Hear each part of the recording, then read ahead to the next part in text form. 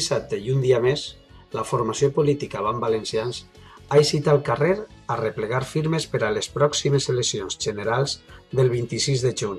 La formació s'ha passat 15 dies treballant cara al públic per a obtindre els resultats necessaris. El candidat a les Corts, Vicent Bellvís, mos explica els motius.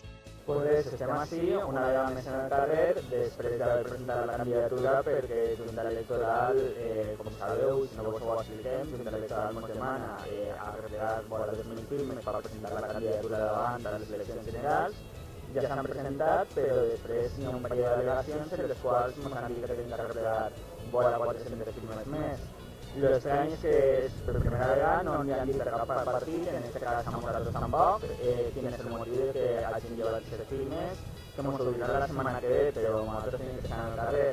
I com som lluitadors, lo podem presentar-nos a les eleccions i sobretot lluitar per aquest poble, per aquest gran poble de València, perquè ningú ens està representant, no hi ha oposició, i tampoc així, com demanen les Corts Valencianes i la Junta de València, ens estan donant compte que ningú representa València.